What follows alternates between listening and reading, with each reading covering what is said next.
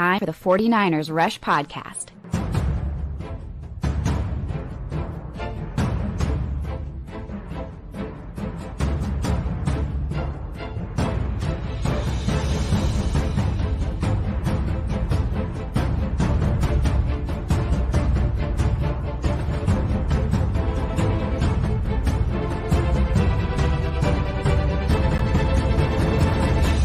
And here's your host, John Chapman.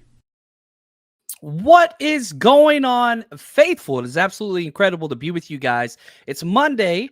We got a couple bonus shows in yesterday with the stage is set. We know we're playing the Lions, which is a lot of fun. But I wanted to kind of, we got the John and Wayne show tomorrow, which I always look forward to. Had such a good time hanging out with Wayne as he came out, to the Bay for the game this past weekend. But I wanted to do kind of a selfish show. And so nostalgia, history, that's my jam. And so I want to dive into a little bit of the past. We're obviously going to be talking about this week's matchup with the Lions and all that stuff, but the majority of the week is going to be attributed to that. What I wanted to do is look back, right? And so the title of this show, 49ers NFC Championship History, go through some playoff wins, go through some of the amazing accomplishments that this franchise has had, while keeping tension with what is to come, right? And so we're Niners fans. We're the faithful then, faithful now. What does that mean? Talk some Debo, talk some Brock, talk some Kyle, a lot of different stuff to get to. And I do want to say thank you to all the hashtag CCs. Appreciate everybody for coming through. You guys are the absolute best. And, I really hope you're enjoying this time. I understand the game last week wasn't great. It wasn't great. It was different. But, man, there's 4 teams. There are 4 teams that are still talking football right now. That's it. Other teams are hiring and firing and press conference and keep this coach, hire that coach, whatever else. Mock draft season, all that. No. Not us. We still break it out film. We still got games to go to, games to watch. And one of my favorite things about this team, and I think this is probably true for 2 of the 4 teams, the Chiefs and the 49ers, the expectation still has not been met. Ravens haven't won very much at all recently since Lamar Jackson showed up in the playoffs, right? This is the second NFC Championship game ever for the Detroit Lions. Never even been to a Super Bowl. The 49ers and the Chiefs, a little bit different territory. Now, I understand somebody sitting there screaming at the top of their lungs, well, at least the Chiefs have Super Bowl wins to account for in the recent past. Yeah, that's true. That is true. And that is the difference. But this is not strange territory for the 49ers. This is the 4th NFC Championship in 5 years, which is just crazy. Don't bother me, Steven. What's up, man? He says, John, thanks for the great content and the work you do. Appreciate that. What's up, Sin? How we doing? We got the big Wazowski in the house. Love this, all the hashtag CCs. And the big Wazowski comes out and says, how loud was the stadium? I've been to, I don't know how many games. I probably should go back and try to figure out how to count. I've been to about, 20 games at Levi's probably in the past 2 to 3 years. Didn't used to travel out a lot, but, since I made the switch from coaching to this and no longer teaching, that's afforded me the opportunity to be there for a lot of these. It was one of the loudest I've ever heard Levi's. I think the rain helped. And also there weren't that many Packers fans. That was kind of interesting to me because usually the Packers show out. They weren't there. They really weren't. There were Packers fans, but very small percentage. I think Vivid Seats had them at a 3% ticket sale or purchase rate. And I would say that would be pretty accurate. There were a couple Packers fans around me that I got to know a little bit. I tried kind of talking or whatever else to them, but there weren't really that many. So it was loud. But again, I hate every time this gets brought up. Levi's is like the worst place for fan noise. It does get loud, and you can see it bothers the offense a little bit. But as far as, we do all the road trips, so I've been to the majority of NFL stadiums. It is by far one of the least noise, conducive things. It's just so open that it's not very imposing. And then on top of that, like the speakers were out this week. So yeah, I know it wasn't the whole stadium. A lot of people emailed me, but the upper right section where I was sitting, which we had a great time, the speakers were out. So like you couldn't hear anything. So like all their the music or the announcer or the ref, you couldn't hear it at all. So like that was kind of weird as well. So probably not the loudest, but one of the loudest experiences I've had at Levi's. It was a lot of fun, man. Rain games are a pain. They wear on you. I was waterlogged, still am. But it sure is fun, man. That was just such a cool atmosphere, and I'm very thankful I got to be a part of it. What's up, Ed, man? Appreciate you, buddy. RTP in the house. We got a lot of great people, man. I love it.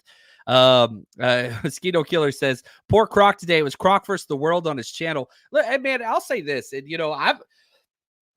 here's my standpoint as far as, like, I love Croc. I consider him a good friend. I think what he does is incredible. He's awesome. I love talking trash. That's just who I am. I'm not going to change that. And I've had a lot of people message me like, dude, you don't talk trash about the Lions. You talked trash last week, and look how that went. Look how it went. We won. They went home. Did we blow them out? No. But it's playoffs. It's bad weather, right? Channeling my inner Jim Mora. Playoffs, like, I don't give a damn. Like, I'm sorry. That's who I am. I don't want to change who I am. I talk trash and deal with the repercussions later. I don't respect the Detroit Lions. I respect their fans. I respect a lot of their players. Like, they've been through it. But I'm sorry, the NFC is a joke this year. It really is. You look at the top probably 5 or 6 teams in the AFC, and if you take the Niners out of it, I might go, again, if you remove 49ers from the equation, I would take all 6 teams, maybe 7 teams in the AFC playoffs over the number 2 seed in the NFC playoffs. Like, that's just kind of how I feel about it. Now, I could be wrong. That's my opinion. I think the AFC is way better than the NFC, and I don't think it's close. Cowboys suck. Eagles suck. Lions are good. They don't make a lot of mistakes. And so the Lions don't lose games. That's kind of their mentality. Don't lose games. And there's a place for that in the NFL. Don't lose games. And I think that's worked really, really well for them. I think they're a good team. I think they're relatively well coached, not on the defensive side of the ball, but offensively very well coached. Ben Johnson's done a hell of a job and completely catered to Jared Goff, and he's playing great. So, but like, look, guys, Croc, I'm with Croc. I'm Team Croc all the way. Talk your trash, baby, and back up. People are like, no, fans need to stop being, acting like they're the big dog. Hell no. We are the big dog, period. You win one close game, and now you got to be apologetic? No, that's not what sports are. I am a fan. Fan is short for fanatic. I'm sorry. I'm not going to be the guy. And if the 49ers lose, which has happened and likely could happen at some point, then I'll deal with that. I'm a big man. I can handle it. And I'm sorry. I'm not going to be a guy that's just going to be like, well, things didn't go the way we should, and now I'm worried about this. That's not who I am. I'm sorry. That's not who I was as a coach. Wasn't who I was as a player. The high school I played for Castleberry High School, and we sucked. We were terrible. West Side Fort Worth. We were not good at all. I was one of the biggest players on my team, and I'm not a big guy. I started defensive tackle and everywhere on the offensive side. That anytime we had an injury, that's where I went. But we were terrible. We won 3 games my senior year, and it was the most games we won in like 10 years. And I was out there talking trash nonstop. That's who I am. I'm not changing that. It's not. And hopefully, as we go through this show, you see the red and gold. There's a reason why I feel the way I feel. Because we win. It's what we do. And somebody's like, well, we haven't won a Super Bowl lately. You're right. And that is frustrating. And I've been through that pain. But I ain't going to let the pain change who I am as a fan. This is my experience, right? And I hope that you guys share some of that experience. And I'm not saying that everybody needs to be out there talking trash or whatever. And, again, I shared this story. My dad had season tickets to the Braves like my entire life. He lived in Atlanta. I'd spend summers with him. And we'd go to so many Braves games. It was awesome. But he was the guy that was like, we'll blow it in the ninth. I hate this damn team. He cuss out Chipper Jones every time. And I would always ask my dad, like, why do you come to these games? You're the most miserable person in the stadium, and the Braves are up 9-2 in the 9th inning, and you're still pissed. And then we win. He turned the radio on, and he would argue with the announcers on the radio because we shouldn't have won because of this. That's who he was. It wasn't going to change. I'm not that guy. I'm going to pound the chest. I'm going to talk trash. I'm sorry. The Detroit Lions are not going to scare me into being something I am not. And I'm not timid. That's not who I am. It's not who I am in public. It's not who I am at games. Not that I'm like going to be disrespectful to them or whatever else, but that doesn't mean I have to respect them or say, oh man, Debo's 50-50. So yeah, we'll be lucky if we win this game. Bullshit. No, the 49ers should blow this team out. Period. They're a better team. You're bringing Jared Goff, and I know he's been great. I know he's protected the ball. This dude is 3-7 against the 49ers, and that's even with Ben Johnson, one of those games. I think 2 of those games with the Lions. I'm not backing down. And if I'm the 49ers, which, again, the approach the players have has worked all year. All year. Do you think Dre Greenlaw is scared of this matchup? Come on, man. Do you think Juwan Jennings, who might be starting, but he's definitely going to have an elevated role, is like, you know what, guys? Maybe we shouldn't act like the big dogs and we should humble ourselves because we had a close playoff game at home? Get that the hell out of here. No. You are the freaking number 1 seed. Act like it. They're coming to your house. And yeah, they're going to be wild. They're going to be crazy. Don't care. Don't care. So, having said all that, what's up, man? Got my man Kith over here. Says, hashtag CC victory Monday. Yes, that's what I'm talking about. What's up, Tim? How we doing, brother? Sorry, went off on a little rant there. I saw the Croc bitch. I haven't watched his show, so I'm assuming that's what it's about. But look, man, still keep going. Oh, what's up? We got Mike and Kim. Appreciate you guys. You are the best. What's up, Coach Cruz, the man? He says he still can't talk. Yeah, we were loud, and I love it, man. And that's the thing, Vince. Thank you. Good morning, Mr. Chapman. Great day to be a Niners fan. Yes, it is. And I don't get treading on, walking on eggshells and walking lightly. That's not me. No. That's not who I'm going to be as a fan. That is not the experience I want. Not when we're this team. Vegas released the odds. 49ers are 6.5 point favorites this game. They also released the projected betting odds. I forget who released it, but the 49ers would be favored against the Ravens and the Chiefs in the Super Bowl. And I know, I get it. Didn't the Ravens beat us at home? Yes. Vegas loves the 49ers. Why? Because they cover spreads and they put up points. You just saw them win a game where everything went wrong. Everything went wrong. All of it did. Doesn't matter. It doesn't matter. Finding ways to win, that's awesome. And so right here, CMC, back me up, man. I think just the ability to persevere when you're not playing well, for one. I think that game just felt off, pretty much the whole game until the end there. And so to be able to persevere through the adversity and to have mature guys on the team who can, strap up and go out there and find a way to get a win at the end, it's a sign of a good team, even when you're playing bad. And bad games happen in the NFL. Good teams find ways to win. Good teams find ways to win. Period. One of your star players gets injured on the first damn drive. So what? Don't care. Backup safety sucks. Logan Ryan was terrible out there versus the pass and the run, missed tackles, whatever else. Doesn't matter. Your kicker, terrible. Can't even kick it in the end zone on kickoff. Gave up 2 explosive returns. Terrible. Missed a field goal. Terrible. Doesn't matter. Still made a 52-yarder whenever it mattered most. Find a damn way. And just because you did that, now not every game's going to be like that. But you proved you could do that. You proved you could. Tell him, George. Well, I think winning's winning, right? But if you can find out a bunch of different ways to do it, I think that's best for your football team. Put guys, add stress, add pressure. I would love to win every game by 3-4 touchdowns. That would be awesome. A lot less stress in the fourth quarter. But to apply pressure, to this team in the dire situations and to be able to come out on top and rely on the guys that we need to make plays and our best players making plays when they need to, that's huge for us, the confidence of this football team moving forward. Yeah, that you just continue to add those ways, right? That's what you do. So you take what you have or what you put on tape, and then you move forward. Shout out to my man Applesauce. He says, great Packers offensive breakdown. Thanks for being so fast with the upload, John. Yeah, so the very first breakdown that we do, we go through every single offensive, defensive, special teams play with the all 22 coaching tape. You get all 3 angles.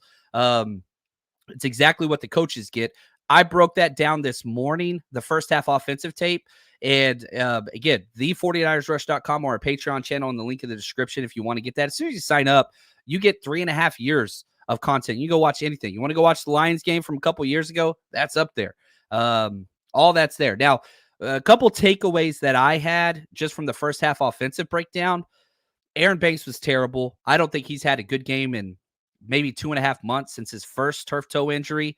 He started to get better, then he got injured it again. He was awful. Having said that, the right guard, John Feliciano, was amazing. That dude, I want Feliciano to play for the 49ers as long as he wants to play. I know he's older. He's longer in the tooth. I would prefer Feliciano to start for 2 more years. He's that damn good and physically imposing. He's awesome. Kittle, I thought, had probably one of his worst blocking games of the year. Maybe the worst game of the year. Now, it's only through the first half, but he was not consistent. Now, George Kittle and Kyle Juszczyk have level 10 degree difficulty blocks every damn play. And they're a big reason why the 49ers offense is what it is. I didn't think Kittle had his best blocking game. He was great in the receiving game. I'm not saying he had a bad game. I'm saying his run blocking fits were a little off consistently. So excited to see that rebound next week. Sorry. And shoot, Jake Brendel. I'm probably one of the most Jake Brendel critics out there. You get what you pay for. He was mean. I've never seen him play mean. He is one of the softest, most timid offensive linemen I've ever seen in the NFL. That dude was putting people on the ground. First time I've ever seen it. So him playing with a little spice to him, man, I'll take spicy Jake Brendel all day if he's going to play like that. That was huge. So shout out to him. Ayuk completely disappeared in the first half. I don't know, man. And this isn't the first, second, third, fourth time we've seen this. When Debo went out and you tried to rely on Ayuk, all 3 games, couldn't do it. Bad games. And so, I love Ayuk. He's by far one of my favorite 49ers. I love how he's a complete wide receiver. But when Debo went out against Cleveland in all those 3 games, Ayuk disappointed. Bad games. At least bad from an Ayuk standpoint. I consider him one of the most efficient wide receivers in the NFL. Was not that. So that was problem. And CMC, man, that dude, I understand CMC's great. He masked a lot of ugliness from the 49ers offense. Blocking, missed blocks, all that stuff. CMC just makes everything look right. And so, yeah. What's up, man? What's up, Abba? Appreciate you, man. You are the best.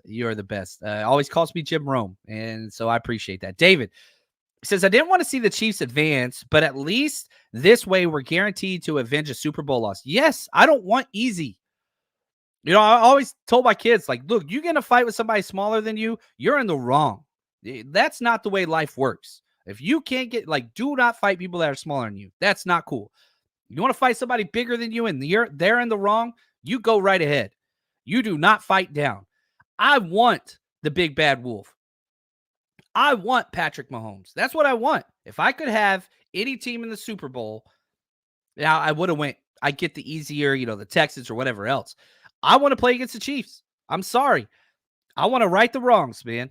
That's the way I see it. I think that we match up better with the Chiefs, by the way, than we do with the Ravens.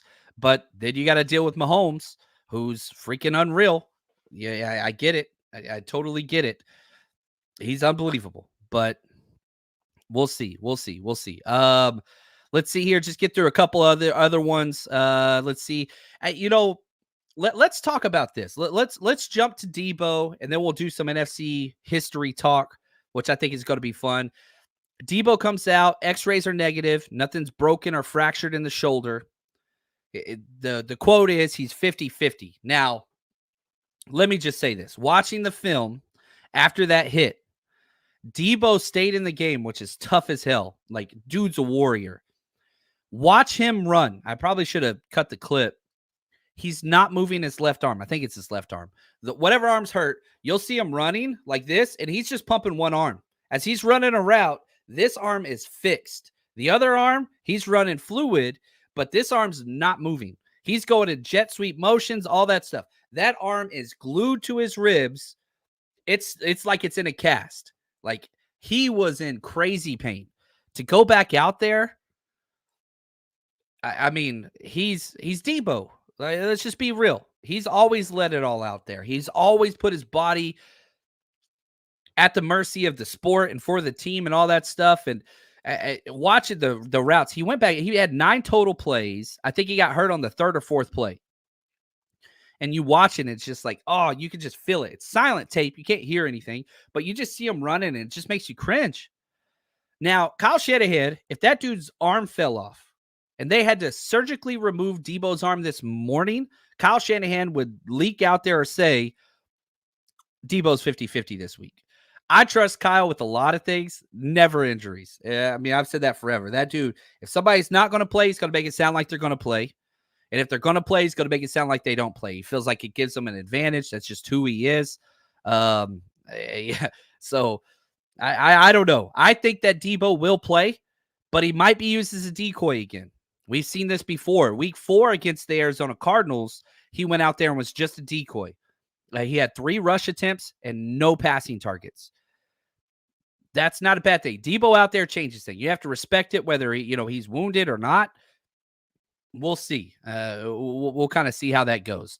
Let's see here. I appreciate you guys right here. I'm a little behind on the chat. I apologize.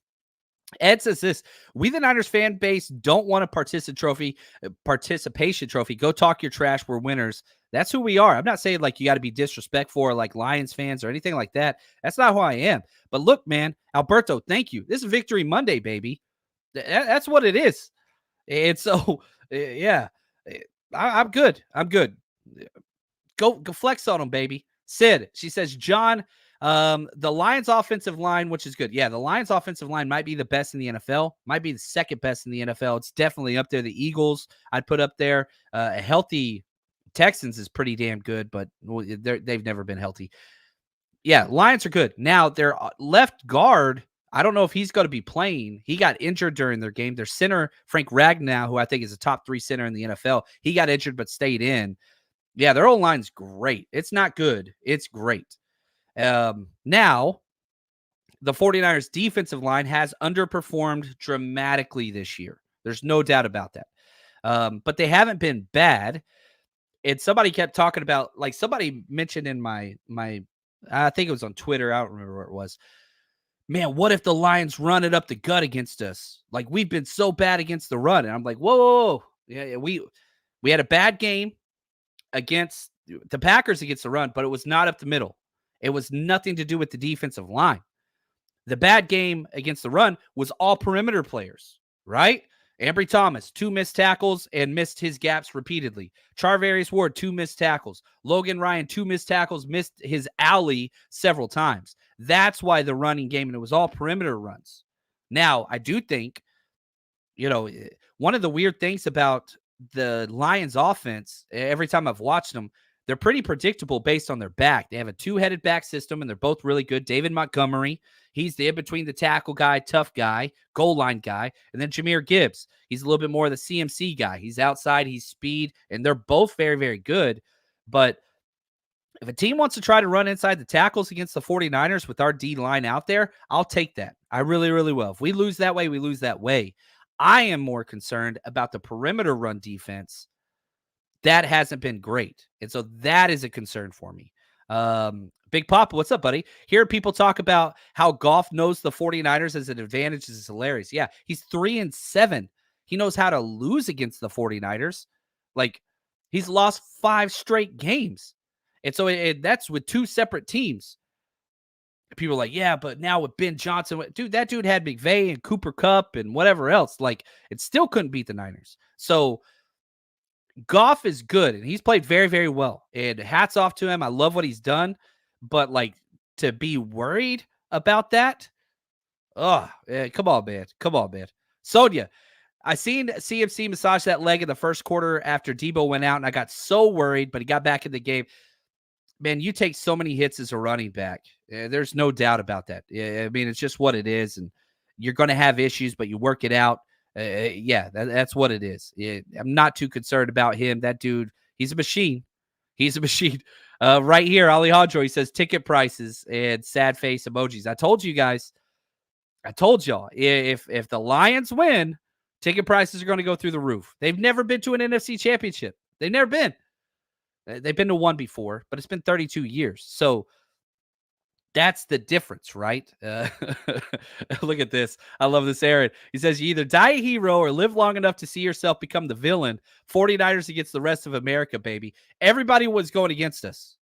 Everybody's going against the 49ers. They do not want us there. It's a feel-good story. For some reason, the NFL has adopted Dan Campbell as the most beloved coach out there. And I like Dan Campbell. I'm sorry I don't get it. I'm sorry. I don't get it. And the huggable whatever he is has masked the media talking about how terrible their defense is. That's weird to me as well. And yeah, they're a good football team. They're 12-5, just like the 49ers were. Like they belong here. They do. But don't come at me acting like they're the team that should win or whatever else. Screw that. No, they're not the team that should win. The better team should win. The better team's the 49ers. And so, yeah, the reason why everybody likes the Lions is because the 49ers have beat everybody. I forgot who put this out because I thought this was pretty. Here we go. Yeah, Josh Dubow. If the 49ers beat the Lions this week, the 49ers would have beaten every NFC team that made the playoffs. So all 6 teams that made the playoffs in the NFC, the 49ers have beaten 5 of them. They're the 7th. They just got to beat the Lions. This would be the first time a team has done that since 1993. The Chiefs did it on the AFC side. So, yeah, the Eagles hate us. We destroyed their career. The Cowboys hate us. We've knocked them out of the playoffs back-to-back years and beat them by 32 points this year. The Rams hate us because, well, let's just be honest. We always beat the Rams. Tampa Bay, we beat them as well. I mean, come on. The Packers, we sent them home how many times in a row? So, yeah, every team doesn't want to play us. And if you're the Ravens or the Chiefs, you sure as hell don't want to play the 49ers. You don't. You want to play the Lions. Why? Because they're not as good as we are. They're not. And so, yeah, every team's against us. And I freaking love it. Let's go, baby. Let's go. Come out at us. Bring all the hate that you want. We'll haters ball this damn thing. Hate. Don't care. I'm just saying, man, I'm excited. I am excited. JP, my man, he says, I'm feeling like you, John. Please, Kyle, no more empty sets. Now, the one thing, and I mentioned this last episode, the one thing I will say is that this is kind of a Kyle-proof play calling game. And so I want to talk a little bit more about that here in a second because I've got a whole rant I want to go on. But before I do, if you haven't bet with us yet, come on, guys. Gear up, sports fans. The NFL playoffs are here, and the Super Bowl is right around the corner. There's never been a better time to get into the action with MyBookie. Now, don't just watch. Score big. Boosted odds, huge prize contest, the fill-in of the Super Bowl. Even before it hits, you can already start to enjoy that. And whether you're a seasoned pro, ready to roll for the first time betting, MyBookie is your ticket to turning your sports knowledge into cold, hard cash. It's the largest online casino of odds, contests, Vegas-style casino games, ultimate destination for fun, all types of fun, 24/7, right at your fingertips. Now, if you've been waiting, now is the time to get into the action. Because if you jump in and you start to make a winning move today with MyBookie, use promo code 49ERS or this promo code QR code right next to my right. They're going to claim your deposit bonus up to $1,000. That's right. Promo code 49ers for an opportunity to boost your betting power. Rollovers do apply. If you have questions, please ask them. But experience the thrill of sports betting right in the comfort of your home because you can bet anything, anytime, anywhere, and I do mean anywhere. Wherever you are, you can bet with MyBookie. Join today and be part of the winning team. Now, I do have to admit, I put down a little bit of money today. They have a bet boost up on mybookie.ag. Use promo code 49ers for if George Kittle and Travis Kelce scored a touchdown in the championship games, and it's a huge payout. But they both have to score a touchdown. So the payouts was huge anyway, but they did a bet boost. Ain't going to lie. Threw a couple bills down today, which usually I don't do. But we'll kind of see how that goes. So if you want to check that out, man, it's a crazy good payout. So go check that out. Now, I forgot where I was going to go. Oh, yeah. Kyle Shanahan and the empty sets. I hate them. I can't stand them. He does it because Purdy feels more comfortable. I understand that. But, man, the Packers locked it down. Brandon Ayuk, he got clamped early. Now, he delivered late, and so I love that. But I will say this. Let's just say Kyle completely abandons the run game versus the Lions. Guess what? They have literally the worst pass defense, like, in the entire NFL. So, like, last week we were playing against a bottom 5 run defense, and Kyle chose not to exploit that at all, which was crazy to me, but that's okay. Still got the W, did everything that they needed to do. But, like, listen to the amount of passing yards that they have given up. They have gone 1, 2, 3, 4, 5 consecutive weeks by allowing over 300 yards passing per game, the Detroit Lions. And that was to Nick Mullins, Dak Prescott, I get, then the other quarterback for the Vikings, then Stafford, then Baker Mayfield. Like, they give up so many passing yards consistently. They're not good. They're not good. And so that's so even if Shanahan just says, you know what, I'm going to panic and I'm going to throw the ball like crazy, cool. I'll freaking take it. I'll take it because the matchups and the personnel still benefit the 49ers. So I really hope they don't do that. But we'll see. We'll see. CJ says, 50-50 on Monday means he's playing this week. The extra day is huge. Melissa, what's up? So glad to see you. So glad to see you here. Right here, Scott says, I don't want the Chiefs. Are you kidding me? We got hit with 15 bad calls and all that stuff. Man, I'm not going to plan things around. Now, they did just announce the officials for the championship games. 49ers-Lions game is Cleat Blakeman, which Barrows just put out.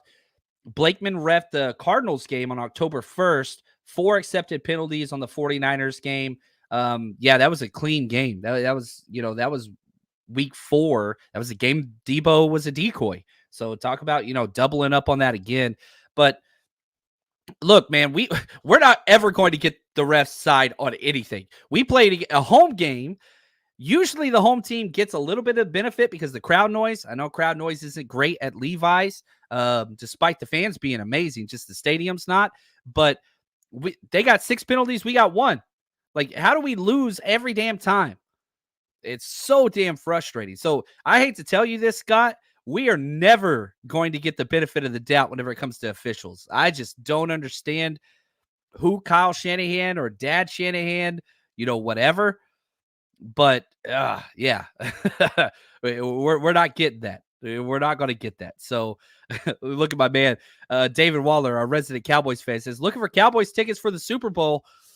You're going to be waiting a while, buddy. You need to get a 1987 DeLorean. That's about the only way that's going to happen. I freaking love it, though. Oh, look at this. We got Don Burr in the house. What's up, man? Appreciate you, buddy.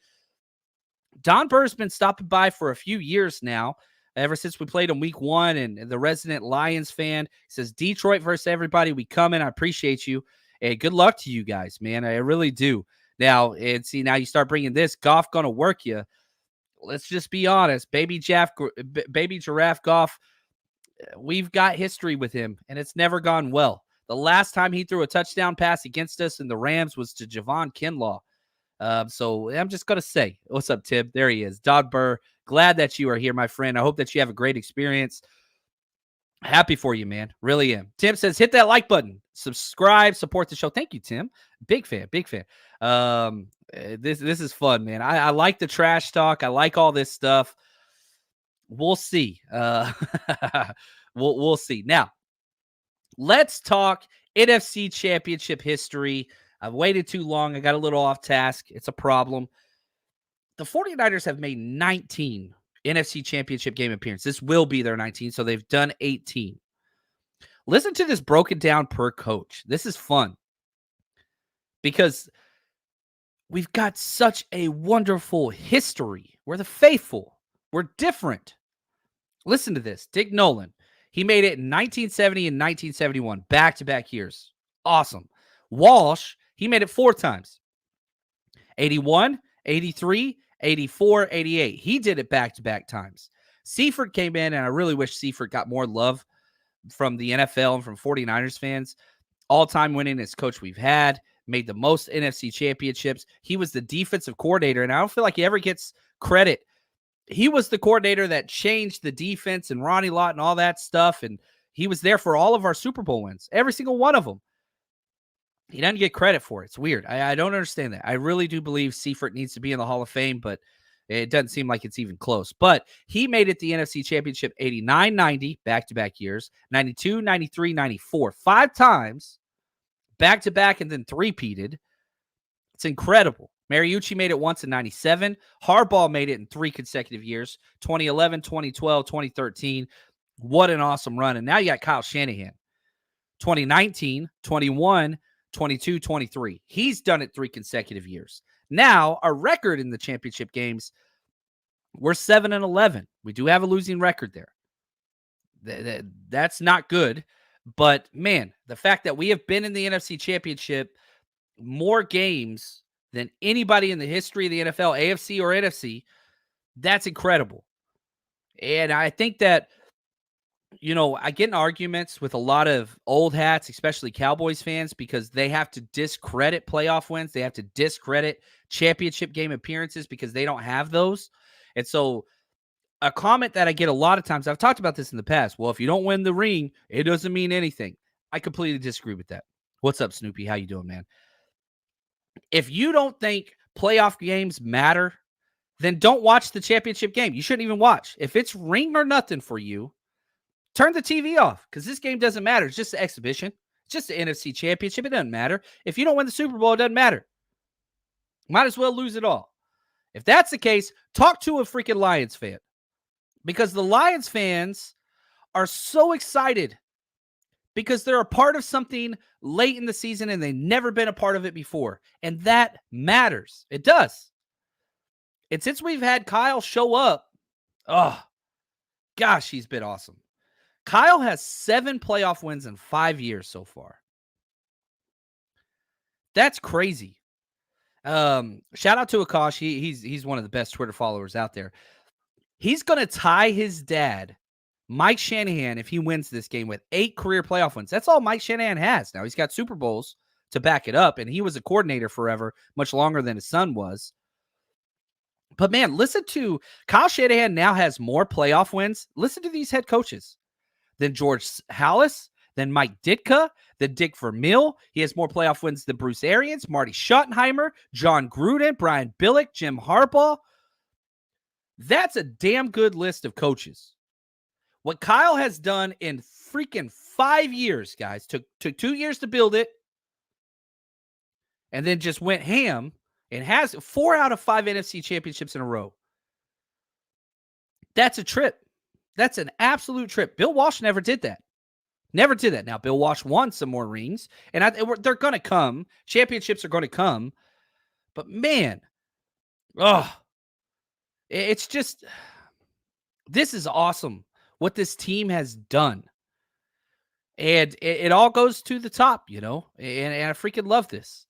Don, what's up, man? He says, 1 Detroit lineman out, not 2. Jonah Jackson, Frank Ragnow are both good. Okay, there we go. That's good. That's good to know. We'll pay attention to all the practice reports as we always do throughout this week, and probably more so than amazing, but than normal, just because this is amazing. This is the NFC Championship.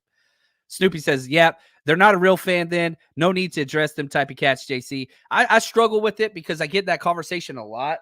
And, I always get those YouTube comments or Twitter comments like, oh, you didn't win a ring. It's not worth anything.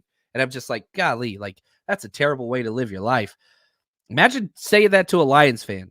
Like, seasons, like what Barry Sanders did matters, right? Like, that's huge. That changed the culture of a city.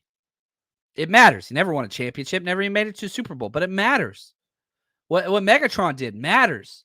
Like, you can't discount all those things. I don't know, man. Sean, I like this. I appreciate Lions fans' enthusiasm. I don't hate y'all at all. No, I love Lions fans. Respect so much. They've been through a lot. Different from the last 2-year fan base. Yeah, the Rams and the Eagles, good Lord. 2 definition of classless fan bases. There's great Eagles fans. My 2 best friends are Eagles fans. But you look at them like together, And you can talk trash without being those guys. Like, it's okay to be confident in your team. That doesn't make you rude or whatever else. That's cool. That's fun. You can do that and still have fun. Don't be those other. We have a lesson in how not to behave. That's Rams and Eagles fans. You throw in Seattle too, but they're new to this fan base thing. It's not they're not used to it, right? It's just a new thing.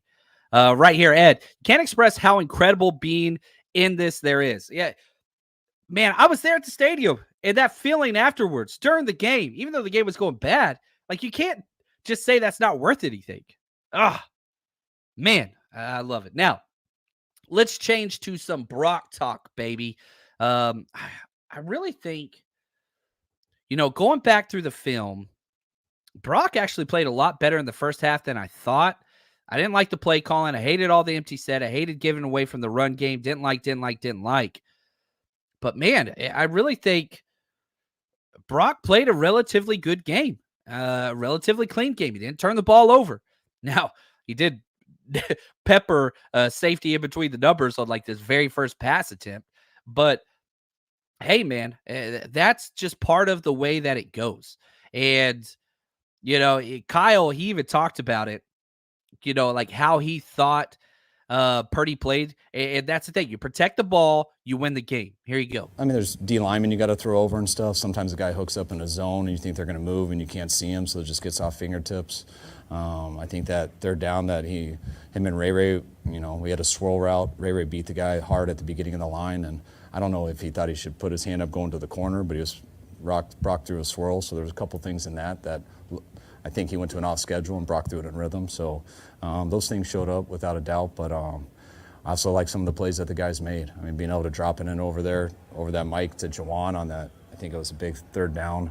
The 2nd and 6, it was a big one that we were trying to go deep and they were too deep, and we checked it down to George, and who made a bunch of big plays in this game, but he took his eyes off it, tried to get up the field too fast to move the chains and dropped one, which leads you to 3rd and 6, and they had real tight coverage on BA, and Brock threw a perfect low ball away that's really tough to catch, and BA went down and got it. So, no, by no means was it perfect. I was very frustrated, but also extremely proud, and really pumped that we get to play another week.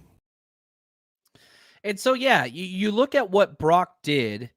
It was a good game. Was it the best game, or was it amazing or anything like that? No, that's not what I'm trying to say. But, like, you look at the efficiency numbers, like, the dude's freaking balling, period. That's all there is to it.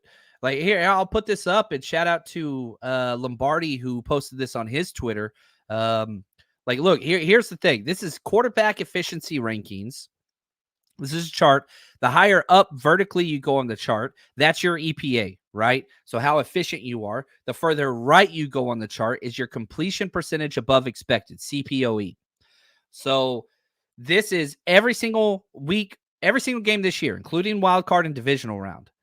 Brock Purdy's still in a tier by himself. By himself. There's nobody close. He's the highest quarterback up EPA by a mile. He is the furthest to the right in completion percentage over expected. There's one quarterback that is higher than him, and that is Russell Wilson, of all people. Now, this is collected the whole year. And if you want to find Jared Goff, he's closer to the average. Now, he's above average in both, but he's closer to the mean. He's below Jared Love, but he's to the right of Trevor Lawrence. Like he's been efficient. Brock has been Brock. Now, if you want to talk about this game and be like, well, Brock had a terrible game.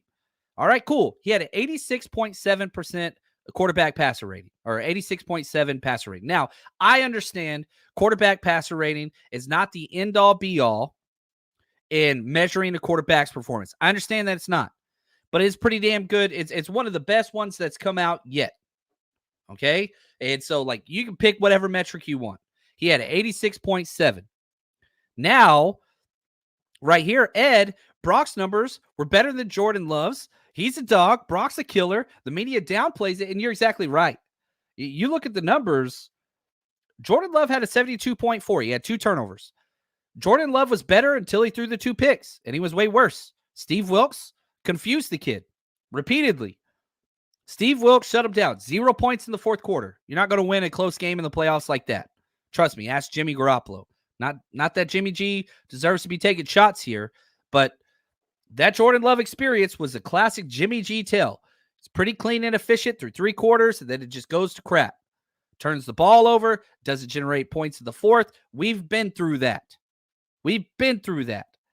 Now, let's go nostalgic. Why not?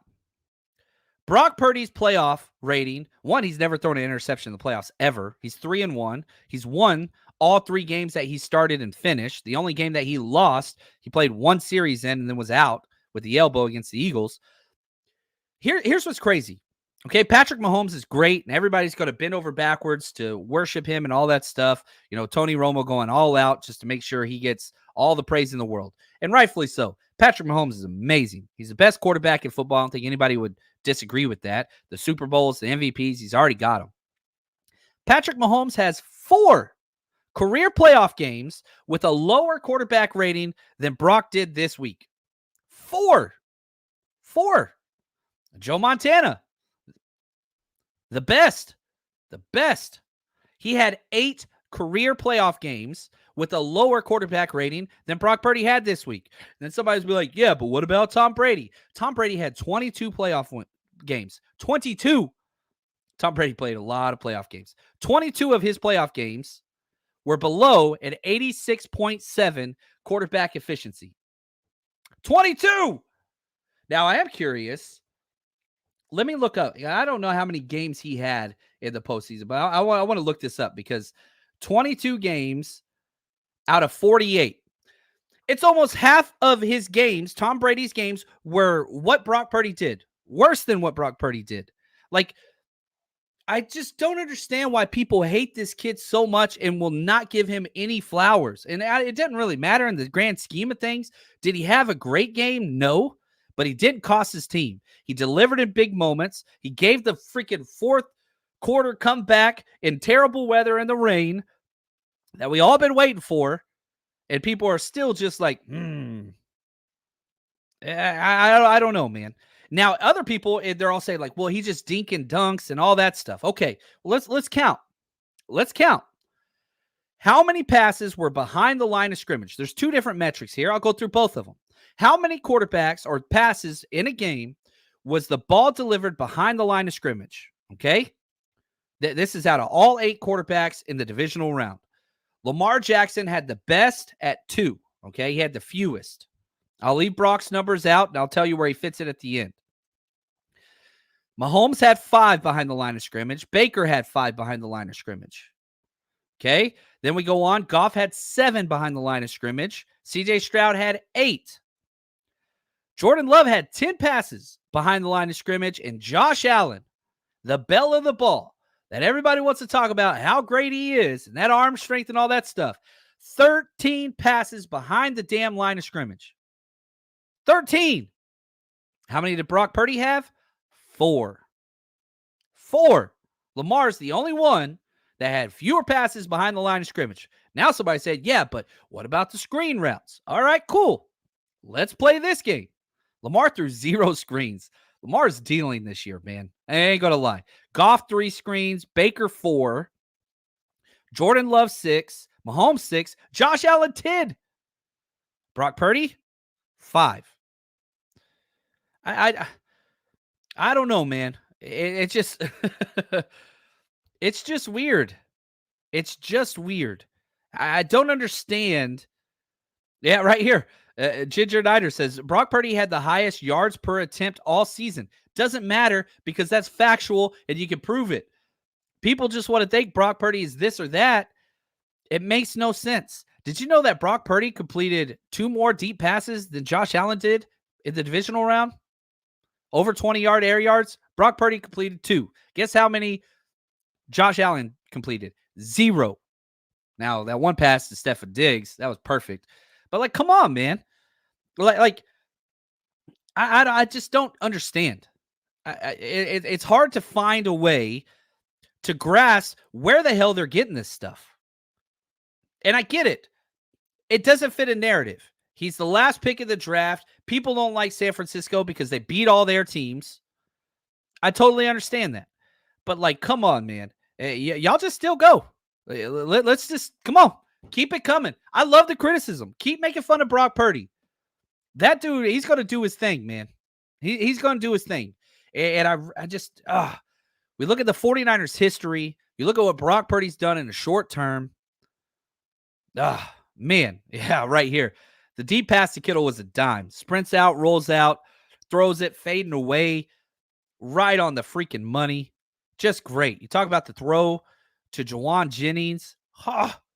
Golly, that throw was just, that was just a whole nother thing, man. And he's doing it with backups. Jawan Jennings isn't even supposed to be out there on that route. That's supposed to be a Debo play. Finding a way to come back, all that stuff. And right here, let's listen to Brock. We'll give all shucks a chance to talk. Earlier this year, we had games like Cleveland and Minnesota and Cincinnati at one point. You're down and you got to find a way. It's fourth quarter.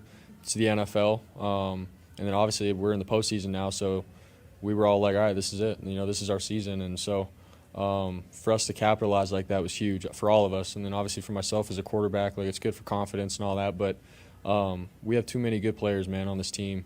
So many players that are difference makers, and we got a great defense. And so for us to not find a way it's not right. So for us to finally have a game like this and pull through at the end was huge for all of us. So. And that's it. You find ways to win games, and I don't think that this game's going to have that same feel. Not because of the Lions, just because of the matchups. And, I play this clip all the time, and I think that the 49ers missed last week. The matchup was running the ball against that terrible Green Bay defensive line in front six, and Kyle just said, nope, not going to do that. But this league is all about, each week is matchups and different things. So it's about matchups. What's the matchup this week? Detroit Lions can't stop the pass. They can't. They get shredded. So even if Kyle runs the ball this week, I'd be very, very happy. If you told me the 49ers run the ball 35 times, I would be so elated. But if you also told me Brock Purdy's going to go set another season-long high in pass attempts, even though it's raining, even though Debo's out, even though you're playing, I'll never understand that. That's okay. But even if you tell me, Brock Purdy's going to go out there and throw the ball 40 times again, golly, I'm okay with that. This week I am, because of the matchup. Now, a couple things. No events this weekend. We were planning on having an event. 49ers asked us to cancel, so I'm hands off on that one, not trying to ruffle feathers. That's not what we're doing. We are planning huge Super Bowl moves, though. So, 49ersrushroadtrip.com. We are planning. They're not up yet. We have to wait because I can't put in the deposits till after this game and all that stuff. We are going to be having a night before party with a player or possibly two players, meet and greet, autographs, 49ers legends coming out in Vegas on the Strip. And then we're also going to be having a watch party during the game. So for those of you that can't pay the Super Bowl ticket prices, but you want to party with the Niners and have a great watch party in Vegas, in the experience, in the atmosphere, we got you. That's going to be coming up. And also, shout out to Detroit. We're going to be supporting your economy as well because they're hosting the draft this year. Guess what? Niners got picks. We got a first rounder, second rounder, 2 third rounders. We got 4th, 5th. We got them all. We got 11 picks in the draft coming up. We will be hosting a 49ers event, not once, but 2 days in the city of Detroit. It's going to be an absolute party. We're going to have current players coming out. It's hard to get current players when they're in season, but the draft season we can. Last time we had Fred Warner and Elijah Mitchell out. We're working the phones and trying to get some of those things. But so just understand, in April, whenever it's time for the draft, hopefully you come out and party with us, have a great time celebrating with Niners and all that stuff. But, be in the moment. This is awesome. I'm so pumped. Talk your trash. Don't let people tell you should be humble or any of that stuff. No, we have been to 19 NFC championships. We are not humble. That's not who we are as fans. Fan is short for fanatic. Be a fanatic.